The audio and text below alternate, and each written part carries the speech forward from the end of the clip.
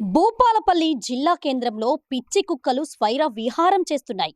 Municipality పరిధిలోని 30 వార్డులలో పిచ్చి కుక్కలు తిరుగుతూ అందరిపైన దాడులు చేస్తున్నాయి. ఆ దాడిలో భాగంగానే 2 నెలల క్రితం ఒక మహిళ కూడా చనిపోవడం జరిగింది. ప్రస్తుతం మనం మంజునగర్లోని బీసీ కాలనీలో ఉన్నాం. చనిపోయిన మహిళ భర్త మనతో పాటు ఉన్నారు. వారిని అడిగి మరింత సమాచారం తెలుసుకుందాం. చెప్పండి, మీ పేరు? నా పేరు రమేష్ మేడం. రమేష్ గారు, చెప్పండి, 2 నెలల క్రితం మీ భార్య చనిపోయిందని మాకు తెలిసింది, నిజమేనా అండి? అవును మేడం, కుక్క కాటుకు బలైపోయింది నా భార్య. చెప్పండి, అసలు ఆ రోజు ఏం జరిగింది? సాయంత్రం ఈవినింగ్ 6 వరకు ఇట్లా మా భార్య బయట ఉంది మేడం, ఇంటి బయట. పిచ్చి కుక్క వచ్చి కరిచింది. తర్వాత వెంటనే హాస్పిటల్కి తీసుకుపోయినాం. 10 నిమిషాలలో హాస్పిటల్కి తీసుకుపోయినా, గవర్నమెంట్ హాస్పిటల్కి. ఇక్కడ వ్యాక్సిన్ ఇప్పించిన, వ్యాక్సినేషన్లు. అట్లనే ఒక చార్ట్ రాసిండు మేడం. నెలలో 5 ఇంజక్షన్లు వేసిండ్రు మాకు. టైం టు టైం ఉదయం 9:30-10 గంటలకు పోయి ఇంజక్షన్స్ వేయించుకొని వచ్చినాం. ఇక వాళ్ళు హాస్పిటల్ ఓపెన్ అయిందంటే ఆ డేటా చూస్తూనే మనం పోతే వేస్తారు ఆ ఇంజక్షన్, అంతే. అట్లా 5 కంప్లీట్ చేసినాం. ఏ ఒక్కటి కూడా మిస్ కాకుండా అన్నీ వేయించుకున్నాం. 5వ ఇంజక్షన్ వేసుకున్న తెల్లారి నుండి ఈమెకు విపరీతమైన నడుము నొప్పి స్టార్ట్ అయింది అన్నట్టు. మళ్ళీ అదే హాస్పిటల్కి తీసుకుపోయినా నేను. తీసుకుపోయిన తర్వాత వాళ్ళు సెలైన్ పెట్టిళ్ళు. బహుశా ఇది కిడ్నీలలో స్టోన్స్ ఇట్లా కావచ్చు, స్కానింగ్ తీపిద్దామని అన్నారు. తెల్లారి స్కానింగ్ కూడా తీపించినాం. నైట్ ఆన్నే ఉన్నాం.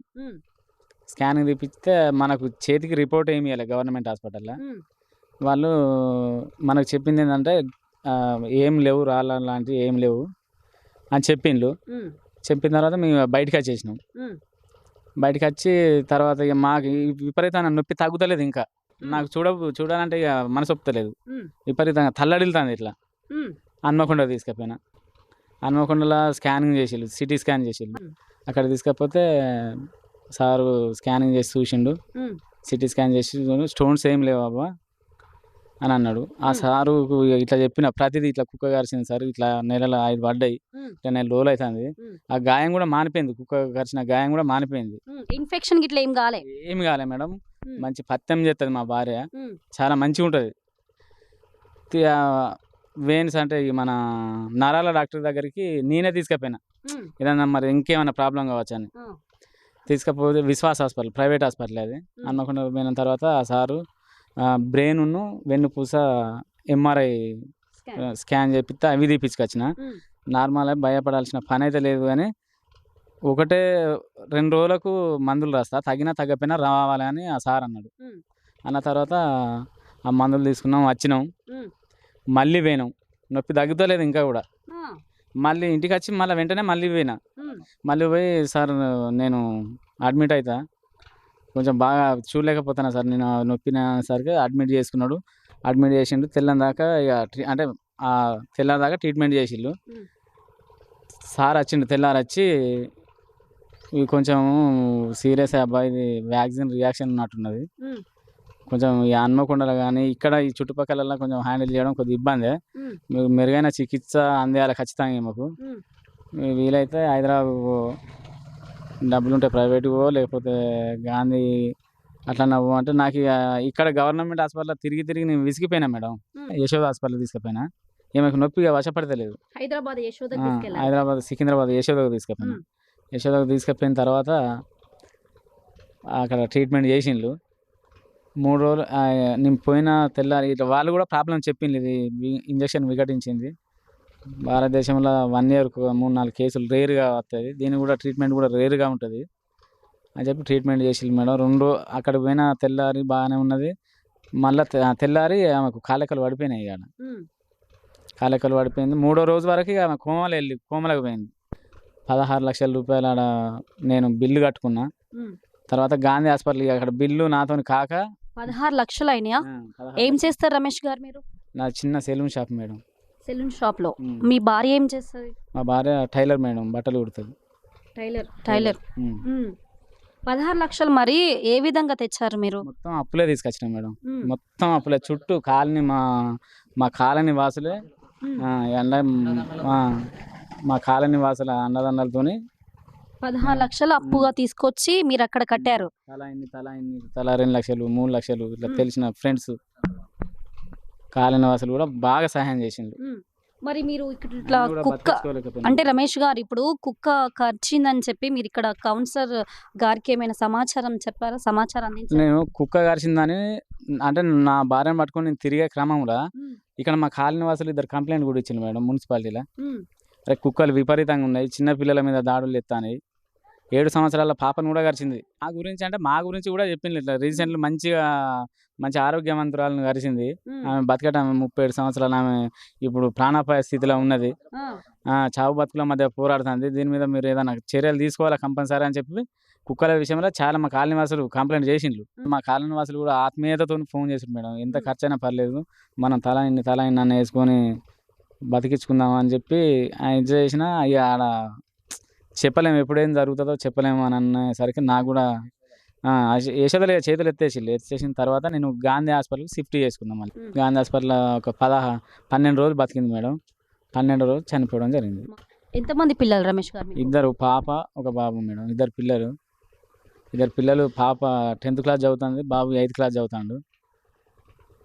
ఇక నా భార్య మరణంతోని నా ఇల్లు అసలు కొలాప్స్ అయిపోయింది మేడం. రమేష్ గారు ఇప్పుడు మీ కాలనీలో మీ భార్యనే కరిచిందా? ఇంతకుముందు కుక్కలు ఇంకా ఎవరిపైన దాడి చేశాయా ఇంతకుముందు? దాడి చేసినాయి మేడం. ఇప్పుడు మాకు తెలిసిన వాళ్ళే ఈ మాధవరావుపల్లి అని ఉంటుంది ముంగట, హ్మ్. అక్కడ భార్యాభర్తల మీద దాడి చేసింది. హ్మ్. ఇక్కడ మా భార్యను కరిచింది. హ్మ్. అటు ముందుకు ఒక 7 సంవత్సరాల పాపను కరిచింది. హ్మ్. మొత్తం ఆ రోజు 6 మెంబర్స్. ఆ 6 మెంబర్స్ మేము దగ్గర అంటే హాఫ్ అన్ అవర్ తేడాతోని వ్యాక్సిన్ కాడికి అందరం ఒకేసారి వెళ్ళినాం. హ్మ్. అందరం కూడా పరిచయస్తున్నామే. అప్పటికి విపరీతమైన కేసులు కూడా డాగ్ బైట్లు వస్తాయని అని చెప్పి డాక్టర్లు కూడా అంటారు. హ్మ్. డాక్టర్లు కూడా మేము కూడా ఫోన్ చేసి మున్సిపాలిటీ వాళ్ళకు అప్డేట్ ఇస్తాను, కానీ వాళ్ళు స్పందన లేదు అని చెప్పి డాక్టర్లు అన్నమాట మేడం. అది చెప్పండి రమేష్ గారు, ఇప్పుడు మీ ఒక కుక్క కరవడం వల్ల మీ భార్య చనిపోయింది. ఇప్పుడు మీరు మున్సిపాలిటీ అధికారులకు ఏం చెప్తున్నారు అసలు వాళ్ళకి? ఇప్పుడు మేడం అంటే నా భార్య చనిపోవడానికి 2 కారణాలు మేడం. ఒకటి, హాస్పిటల్ వాళ్ళు అసలు ఈ ఇంజెక్షన్ ఏఆర్వి అనేది వేస్తాను. సీఎంకైనా పిఎంకైనా మొత్తం అదే ఇక వ్యాక్సిన్. చిన్న పిల్లకైనా పెద్ద అమ్మాయికైనా ఏఆర్వి అనేది యాంటీ రేబీస్ వ్యాక్సిన్ అనేది. ఇది ఈ మనిషికి పడదా అనేది టెస్ట్ చేసే విధానం తేవాలి ఫస్ట్. ఆ విధానం లేకనే ఈరోజు నా భార్యను కోల్పోయినా నేను. అంటే ఇది డాక్టర్ల నిర్లక్ష్యం వల్లనే మీ భార్య చనిపోయింది అంటున్నారా? ఇక డాక్టర్ల నిర్లక్ష్యం కూడా ఉన్నట్టే మేడం. అది కంపల్సరీ ఏ వ్యాక్సిన్ అయినా కూడా పడదా అనేది చెక్ చేయకుండా చేసే విధానం ఉండాలి కంపల్సరీ. చెక్ చేయకుండా మీ భార్యకి ఇంజెక్షన్ వేయించడం వల్ల చనిపోయింది అంటున్నారా? చనిపోయింది మేడం, అట్లనే చనిపోయింది. అది ఒకటి. మున్సిపాలిటీ అధికారుల విషయానికి వస్తే మున్సిపాలిటీకి నేనే కొన్ని కాకుండా చాలా కాలనీ వాసులు కూడా ఫిర్యాదులు వెళ్తున్నాయి.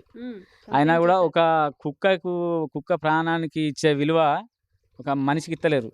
ప్రభుత్వ అధికారులు కావచ్చు, మున్సిపాలిటీ అధికారులైనా ఒక కుక్కకు ఇచ్చే వాల్యూ మనిషి ప్రాణానికి ఇవ్వడం లేదు అసలే.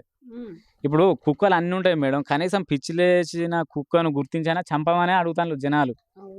కేవలం దాన్నే ఇప్పుడు మనం ఉత్తగా అన్ని కుక్కలను కలిసి పంచినా అది జంతు ప్రేమికులు ఒప్పుకుంటలేరు. సరే కానీ పిచ్చి కుక్కలు ఇలా మనుషులను చంపుకుంటూ పోతే నా భార్య చేయబట్టి ఇప్పుడు నా కుటుంబం అంత ఆగం మేడం. అది ఒక్కోసారి ఇట్లా అసలు ఎందుకు బతుకున్నామా అని అనిపిస్తుంది. భార్య పేరు మీద ఏమైనా ఇన్సూరెన్స్లు ఉన్నాయా రమేష్ గారు? మా భార్య ఇంకోటి మేడం, నేను ఇల్లు కట్టుకున్నాం మేము. ఇంకా ఇల్లు కూడా పూర్తి కాలే, నిర్మాణ దశలోనే ఉన్నది.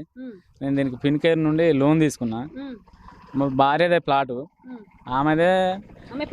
ఆమె పేరు మీద రిజిస్ట్రేషన్ అన్నది, ఆమెదే ప్లాటు.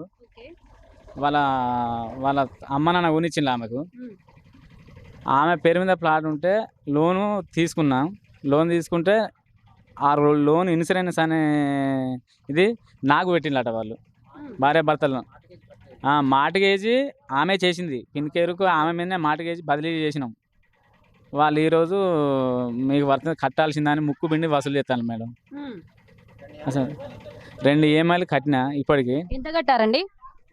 13,000 చిల్లర మేడం. 13,500 మంత్లీ ఎంత కట్టాలి? మంత్లీ 13,500.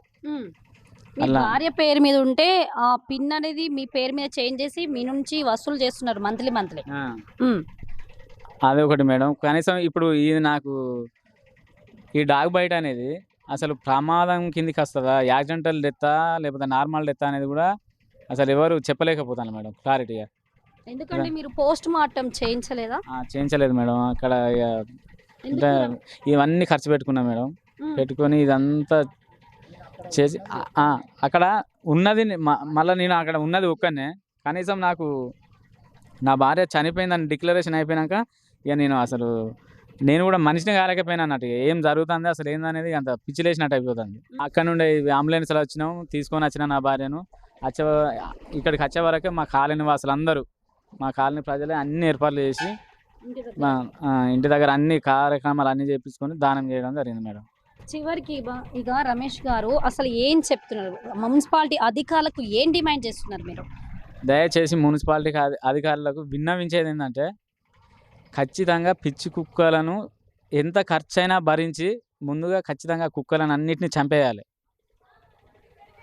అది చేస్తే సరే. ఇప్పుడు మేడం చిన్న చిన్న పిల్లలు బిస్కెట్ ప్యాకెట్లు ఉంటే వాళ్ళ మీద ఆ బిస్కెట్ ప్యాకెట్ల కొరకు ఆ కుక్కలన్నీ పిల్లల మీద దాడులు చేసి ఛిద్రం చేస్తాను. మనం పేపర్లలో అక్కడక్కడ కూడా చూస్తాను. అట్లాంటి పరిస్థితులు రేపు మన పిల్లలు అవుతారు మేడం. ఇప్పుడు నా భార్య చేయబట్టి నా కుటుంబం చిన్న భిన్నమైపోయింది. ఇక నుండి అయినా కనీసం మున్సిపాలిటీ అధికారులు పిచ్చి కుక్కలు ఉంటే దయచేసి వెంటాడి వేటాడి అది ఎంత ఖర్చుతో కూడుకున్నైనా ఆ పని చేయాల్సిందిగా కోరుతున్నాను మేడం నేను. ఇప్పుడు స్థానిక ఎమ్మెల్యే గారు కూడా ఈ విషయంలో ఫోకస్ చేసి అన్నీ చేయాలి మేడం. అందరికీ దండం పెట్టి చెప్తున్నా, నేను పిన్నికేళ్ళ లోన్ తీసుకున్నా. ఆ లోను నా భార్య పేరు మీదనే ప్లాట్ రిజిస్ట్రేషన్ అయినది. దాన్ని ఇన్సూరెన్స్ అనేది హెల్త్ ఇన్సూరెన్స్ ఇద్దరు చేసిండ్రు. నా లోన్ ఇన్సూరెన్స్ నీకే చేసినామని చెప్పి వాళ్ళు బ్యాంకు నుండి ముక్కు విండి వసూలు చేస్తాను. దగ్గర చుట్టుపక్కల ఈ కాలనీలో 100% ప్రతి ఇల్లుకు లోనే ఉన్నది. ఈ ప్రైవేట్ సెక్టార్ వాళ్ళు చాలా మోసం చేస్తాను. వాళ్ళు కనీసం ఏమేమి చేసిందో ఆ డాక్యుమెంట్స్ ఏంటియో మనకు తీసుకునే ముందు ఆ ఇంటెన్షన్లో మనకు చెప్పకుండా, మనకు ఇవ్వకుండా మొత్తం వాళ్ళదే ఇప్పుడు అర్థం కాని భాష, వాళ్ళదే సిస్టమ్, వాళ్ళదే సాఫ్ట్వేర్ అంతా వాళ్ళదే. వాళ్ళు డిలీట్ చేసి కూడా నా భార్య పేరు మీద చేసింది కావచ్చు అని నేను అనుకున్నా. ఇవాళ వాళ్ళు నా భార్య డిలీట్ చేసి నాది పెట్టింది కావచ్చు. అదే ప్లేస్లో నేను చస్తే అయినది ఏం లేదమ్మా, ప్లాట్ అనేది నువ్వే కట్టుకోవాల్సి ఉంటుంది, రిజిస్ట్రేషన్ నీ మీద అని ఇట్లా కూడా అందరూ కావచ్చు అని నాకు అనిపిస్తుంది. అంటే ఇట్లాంటివి జరుగుతాయి. దయచేసి ఇట్లాంటి మోసాలను కూడా అరికట్టి నేను 16 లక్షల అప్పైనా ఇప్పటికీ ముక్కు విండి వసూలు చేసి నాకు ఒక 10-20 మంది ఫోన్ చేసిండ్రు కట్టాలని. అసలు నా 2 పిల్లలు హాస్టల్లో ఉన్నారు. నేను ఏం చేయనో తెలియక మొత్తం నాకు ఇక పిచ్చి లేచిపోతుంది. కనీసం దయచేసి దీని మీద కూడా ఈ ప్రైవేటు మోసాలకు గురి కావడానికి ఎమ్మెల్యే గారి దృష్టికి నేను కూడా తీసుకపోతే ఇప్పుడు కనీసం ఎమ్మెల్యే గారు దీని మీద దృష్టి పెట్టాలని నేను విన్నవిస్తాను.